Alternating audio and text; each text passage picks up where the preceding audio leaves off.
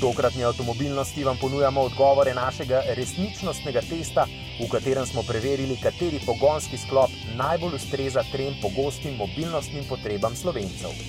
Vozili smo se po terenu z Dačo Duster, še bolj pa smo uživali v starih Seatih, črni Mambi ter 4-vratnem Fičotu. Pozdravljeni v avtomobilnosti.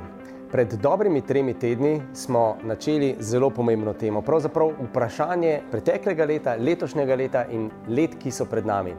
Od afere z dizelskimi motorji naprej namreč nič več ne bo tako, kot je bilo. Nam je pa težko razumeti, da ob tem, ko so dizli skozi čas postajali tišji, tudi nekoliko bolj čisti in ko smo vedno lahko s polnim tankom goriva naredili skoraj 1000 km, da se jim bo kar naenkrat treba v neki fazi odpovedati. Tudi danes ima dizel svoje močne argumente. Najkasneje se bo dizel umaknil iz velikih, recimo karavanov, velikih limuzin in seveda iz velikih športnih terencev. Da ne govorimo o rabi avtomobila. Tisti, ki veliko kilometrov prevozite po recimo avtocesti pri visokih hitrostih, za vas bo dizel še vedno zanimiva izbira. Je že res, da smo že prej govorili, da bo treba preključiti na drugačne energente, na elektriko, na hibride. Ampak po aferi Dieselgate se je vse skupaj začelo odvijati veliko hitreje, kot smo prej predvidevali. In vprašanje je, kateri energent je prav. Ja, in tega vprašanja smo se pravzaprav lotili mi v avtomobilnosti in našim 3 testnim voznikom v bitki motornih sklopov in agregatov in seveda pogonskih goriv nasploh dali na voljo 3 različne opcije, se pravi hibrida, bencinskega in pa dizelskega Aurisa. Pa poglejmo, kako se je vse skupaj začelo.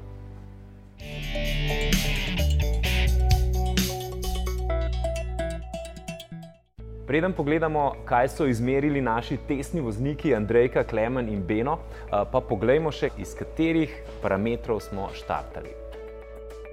Prva zahteva je bila, da moramo ohraniti enak način rabe avtomobila. Se pravi, da avto nikoli ne zahteva nobenega posebnega ali drugačnega uporabniškega prilagajanja.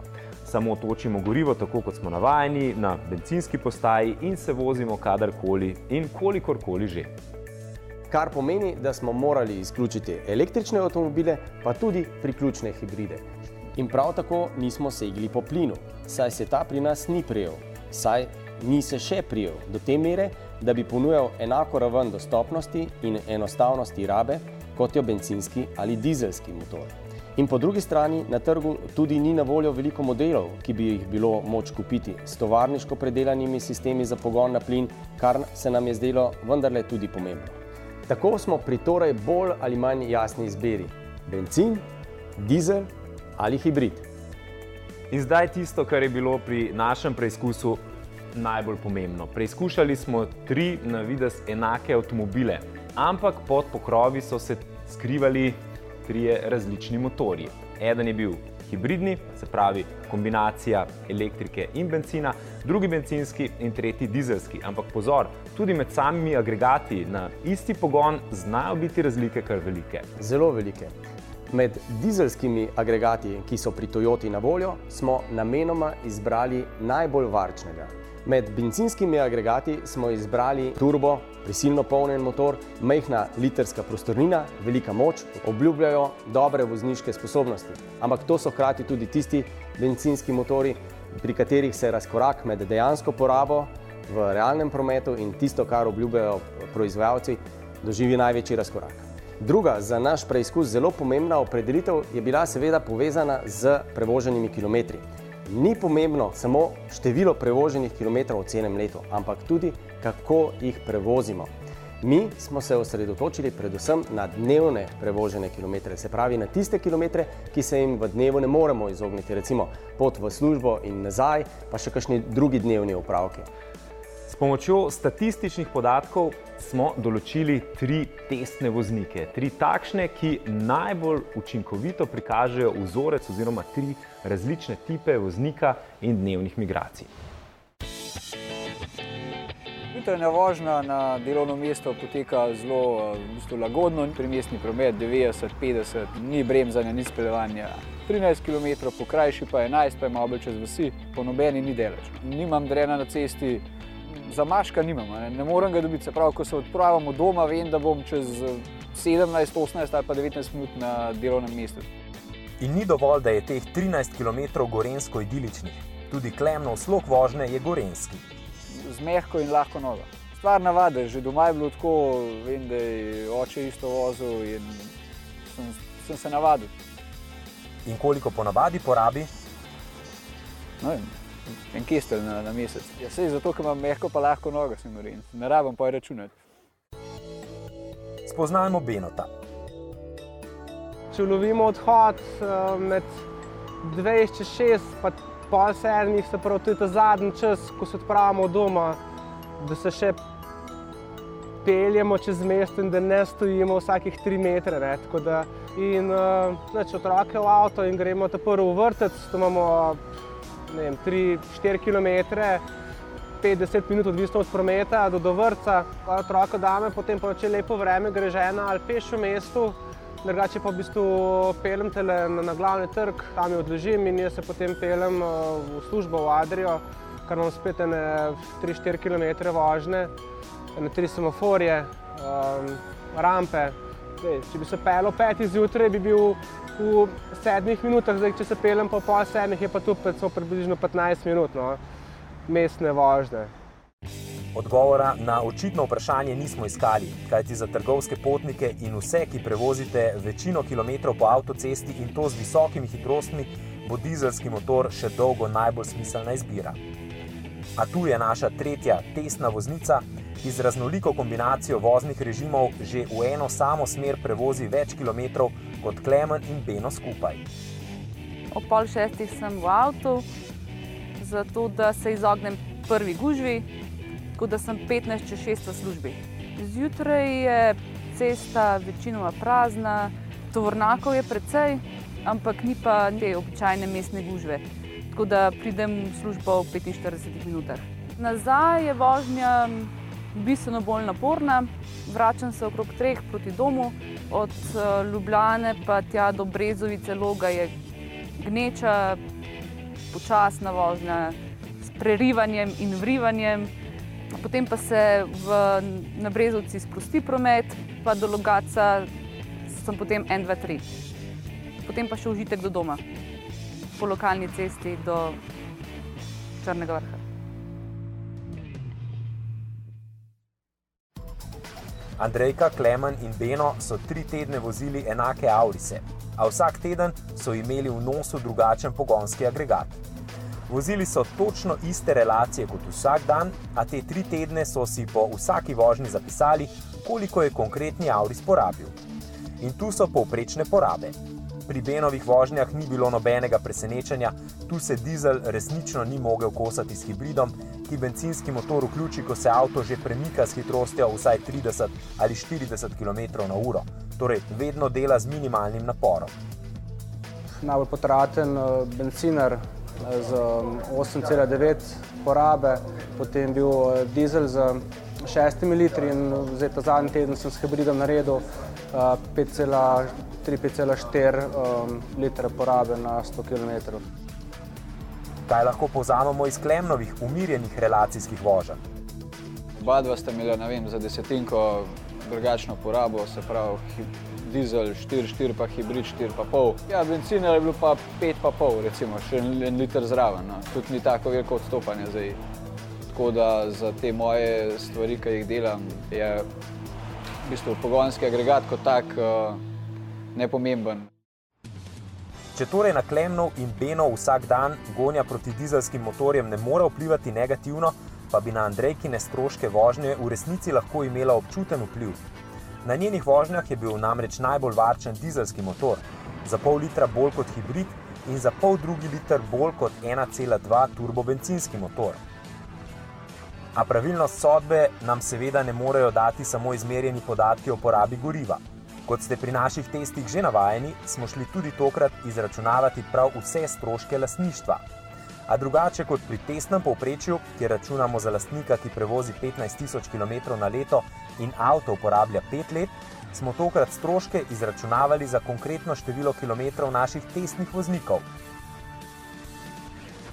Upoštevali smo torej vse stroške vzdrževanja za več oziroma manj kilometrov, stroške gum, zavarovanja, vinjete, stroške financiranja in fantje pri Eurotaxu so nam tokrat posredovali podatke, koliko bi ti trije aurisi ohranili vrednost v vseh 9 kombinacijah.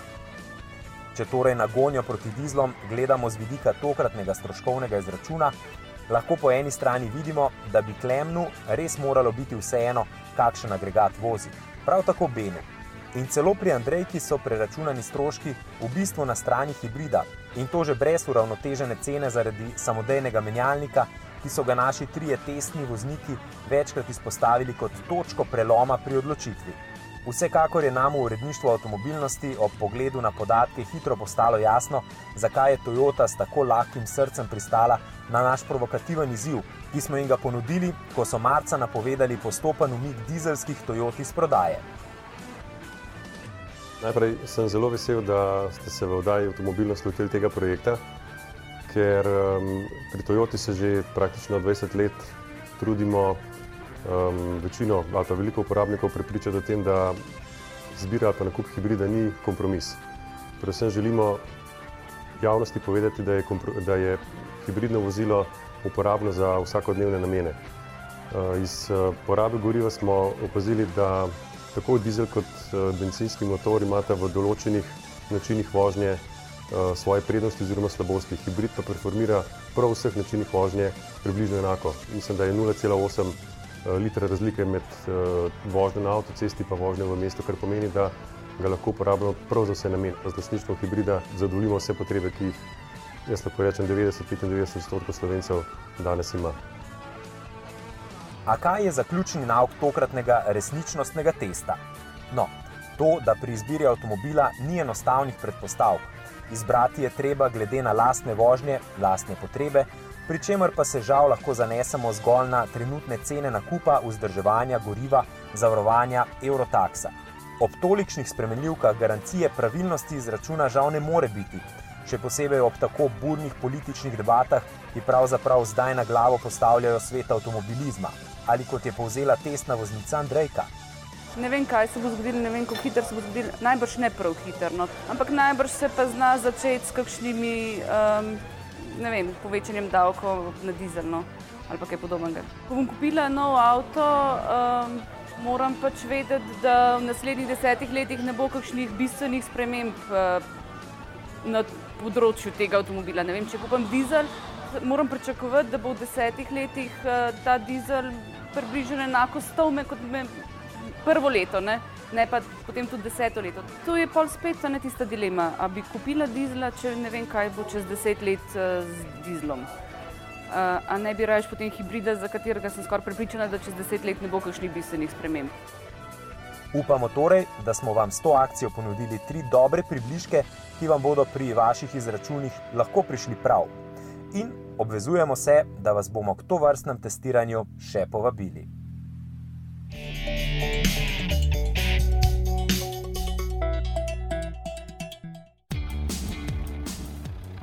Prah ves čas spremlja Dacia Duster. Seveda najprej zaradi imena, ki ga primerja s slavnim malim letalom iz risanke. Nato v reklamah igralci ne grizejo prahu, ampak tega praškota vozijo. Predvsem pa se za to Dacio dviga prah. Kajti govorimo lahko o 2 tipih avtomobilov znamke Dacia. V prvi skupini so Dacie, ki se prodajajo, ker so cenovno ugodne. Potem je tudi Duster, ki si ga vsi želijo. Ker je videti kul in ker je kul voziti takšen SUV. Da je cenovno ugodna, je pri Dacii z imenom Duster povsem drugotnega pomena.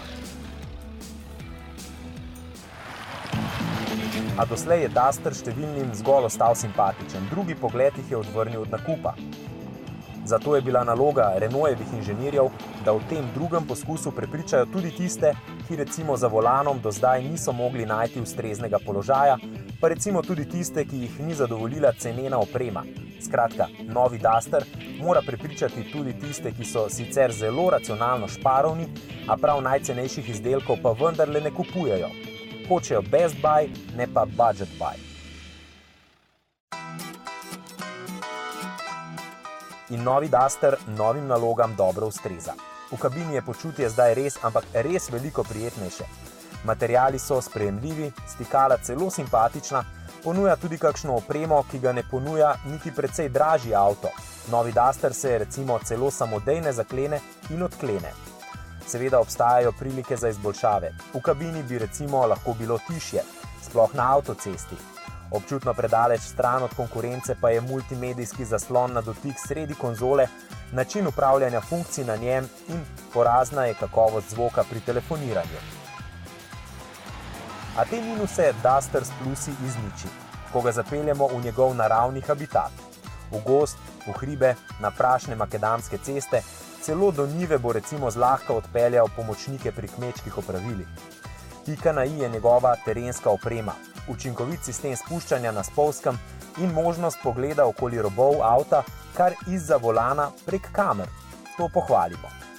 Tako resnega terenca, ki bi ob tolikšni prostornosti, tolikšni vsakdanji uporabnosti in za tako dostopno ceno pri konkurenci dobite kvečemu ob ekstremno nizki individualni ponudbi.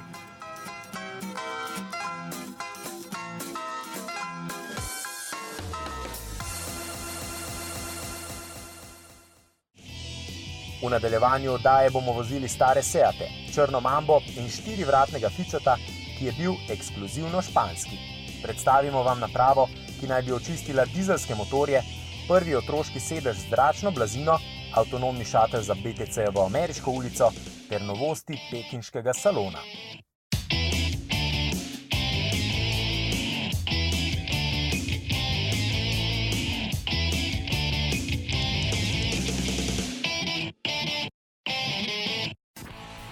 Zdaj pa se selimo v Prago, kjer se bomo zapeljali s prav posebnim starim Fičotom. S 4 bočnimi vrati, ki ga ni naredil ne Fiat, ne Zastava, ampak Seat.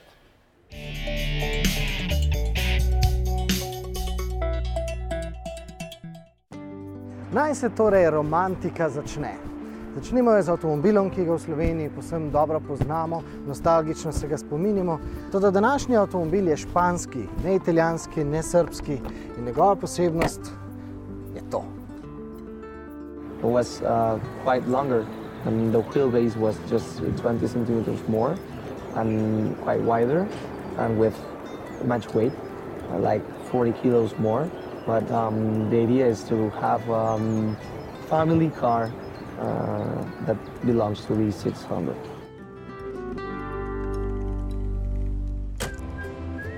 In po 50 km vožnje lahko potrdimo, da je Okientos res bil pravi družinski Seat.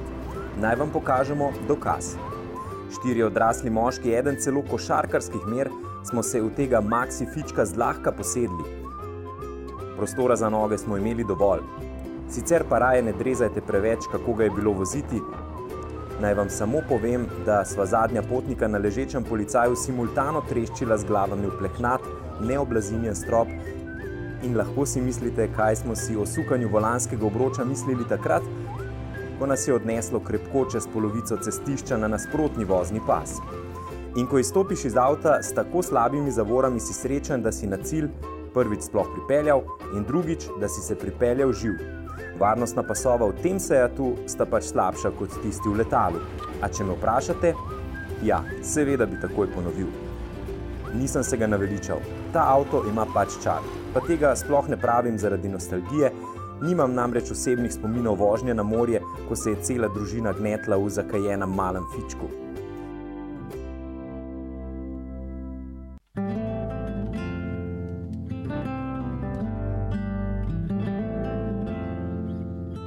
No, klasičen, kratek, se pravi naš Fičko, se je v Španiji prodajal kot Seat 600.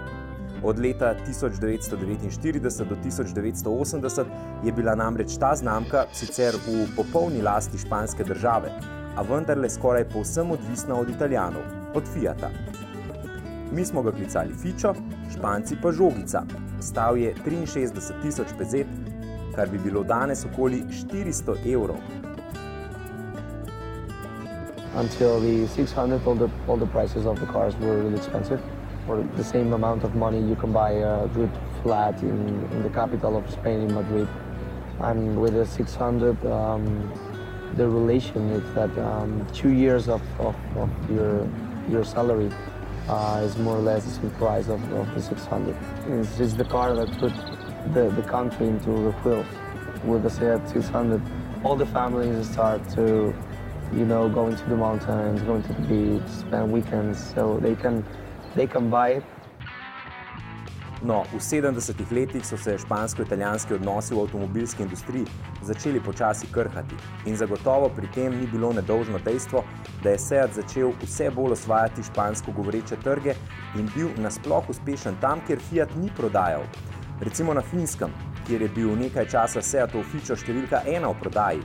Ohlajanje odnosov se je najverjetneje začelo že leta 1973 z Boca Negro, torej s črnimi usti oziroma pogovorno s črno mambo. The first car that was developed by Seat was the Seat Boca Negra, a green car, really famous with the front in black. In lahko rečem, da je bil avto resnično živahen, celo za današnje razmere. Zlahka je dosegal 100 km/h in sploh je bila Boca Negra tista, ki je dokončno zakoličila, da so Seati avtomobili vročega španskega temperamenta. Po Boca Negri je na trg prišel tudi Seat 131. Prav tako v celoti samostojnega razvoja, a ker se je znanje tako dolgo povsem prepletalo, je na koncu pripeljalo celo do spora, čigava je Seat Ronda. Fiat je trdil, da je Ronda povsem skopirana, Španci pa so na obtožbe odgovorili tako, da so na eni Rondi s črno barvo prebarvali Fiatove dele, z rumeno pa Seatove dele. Sporna Ronda zdaj domuje v tovarniškem muzeju v Barceloni. Zgodbo s starimi Seati pa zaključimo z mislijo, da Seat je nekoč mobiliziral Španijo s tem, ko je ponudil poceni, dostopne, ampak dinamične avtomobile. No, danes Seat nadaljuje zgodbo, ampak na drugačen način. Danes se Seat spreminja v ponudnika mobilnostnih storitev z aplikacijami in s car sharingom in podobnimi novotarijami. Ampak to naj ostane za kako drugo zgodbo.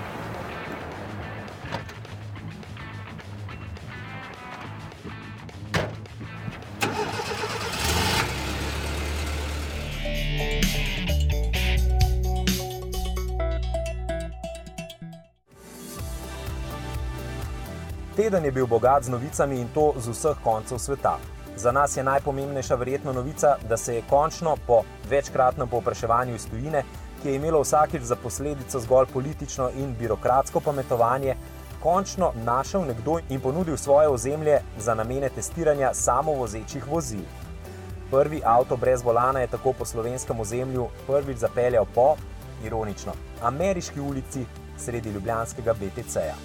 Seveda BTC-ju oziroma hčerinskemu podjetju Avil testiranje samovozečih vozil ne bo predstavljalo tako imenovanega core biznisa, a prevozi po trgovskem centru s šatli brez voznikov odpirajo številne možnosti za nove mobilnostne prijeme, pa tudi recimo za razne poslovne analize.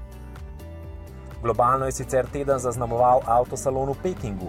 Zelo malo tamkajšnjih premier bo pripeljalo tudi na slovenske ceste, eden teh je bodoči električni BMW X3. Mnogo pa je tistih, ki so namenjeni zgolj Kitajcem, četudi so zasnovani v Evropi ali kje drugje. Recimo mali Škodin SUV Kamix ali Volkswagenova Lavida ali pa limuzinski Nissan Leaf z imenom Sylphy. Tu so številne za male Kitajce podaljšane verzije znanih avtov. In ja, na Kitajskem je luksuz doma. Nemci so zato pokazali koncept Maybacha, ki je, pozor, limuzinski SUV.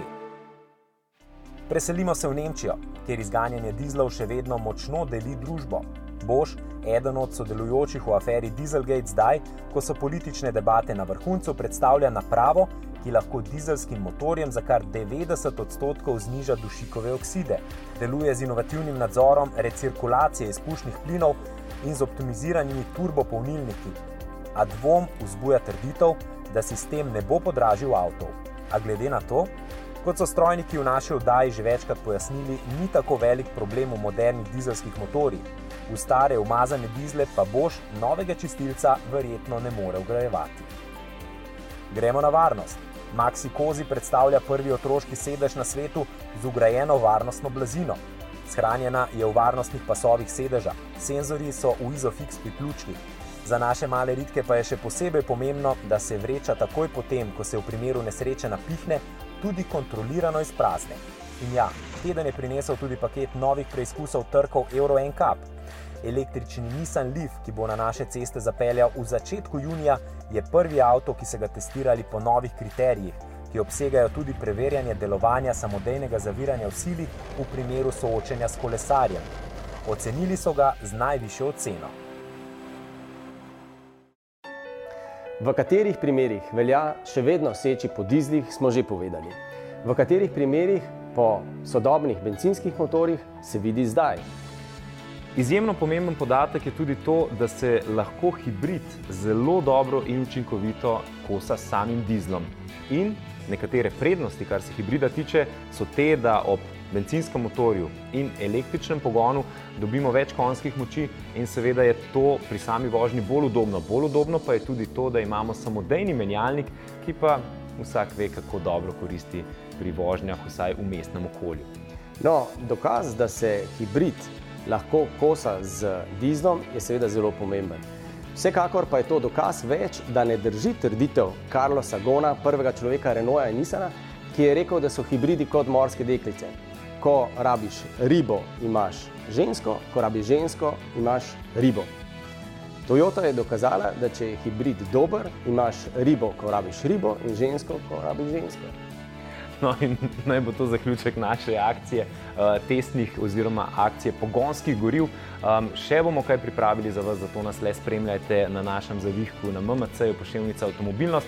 Spremljajte tudi naš YouTube kanal, seveda ste pa tudi dobrodošli na Facebooku in na Instagramu. Vsekakor pa se vidimo v prihodnji oddaji.